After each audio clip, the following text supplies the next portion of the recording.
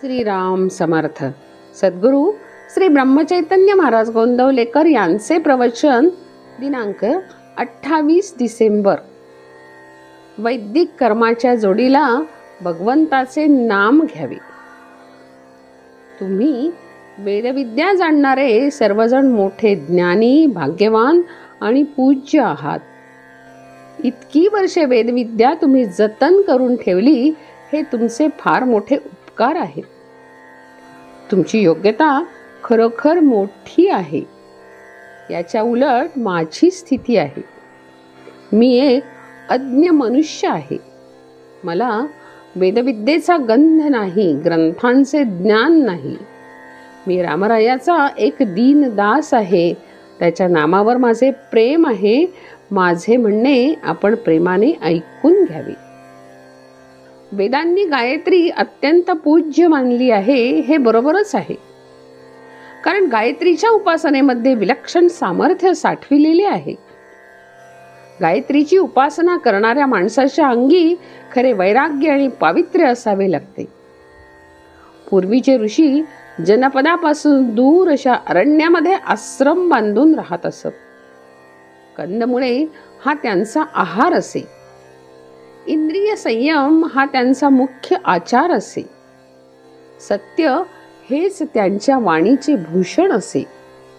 काम, क्रोध आणि लोभ जिंकलेले विरागी ऋषी हे गायत्रीची उपासना करायला खरी योग्य माणसे होती.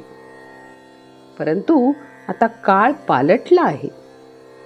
ज्या प्रकारचे जीवन ऋषीलोक जगत असत, त्यापैकी आपणाजवळ आता काहीच शिल्लक उरलेले नाही. ऋषींचे राहणे, खाणे, पिणे, इंद्रिय संयम, सत्यनिष्ठा यापैकी आपल्याजवळ काय शिल्लक उरले आहे? त्या काळी ऋषींनी पर्जन्य सूक्त म्हटले की पाऊस पडत असे, आणि तेच सूक्त आज म्हटले तर साधा वारा देखील सुटत नाही. ऋषींच्या अंगी तपश्चर्येचे सामर्थ्य होते, म्हणून त्यांच्या आशीर्वादाला जशी किंमत होती, तशी त्यांच्या शापाला देखील होती. जीवनाबद्दल पूर्वी असणारी निष्ठा आज बदलली आहे.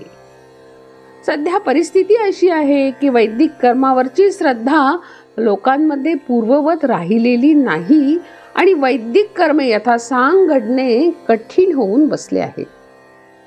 अशा स्थितीत आपल्याला शक्य आहे तितके वैदिक कर्म करावे, परंतु चित्तशुद्धी होण्यासाठी त्यावर पूर्णपणे विसंबून न राहता त्या कर्माच्या जोडीला भगवंताचे नाम घ्यावे. सध्याच्या परिस्थितीत संयमाची बंधने सुटत चालली, म्हणून संतांनी कळवळून नाम घ्या असे सांगितले. नाम हे आगंतुक नाही. आदिनारायणाने वेद सांगण्याच्या वेळी जो ओमचा ध्वनी केला ते नाम होय. म्हणून आपण सर्वांना अशी माझी विनंती आहे की आपण नाम घेत जावे.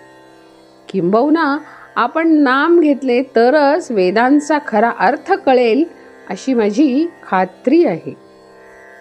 वैदिक कर्मांना आहार विहाराची बंधने आहेत, भगवंताच्या नामाला ती नाहीत. जानकी जीवन स्मरण. जय जय राम.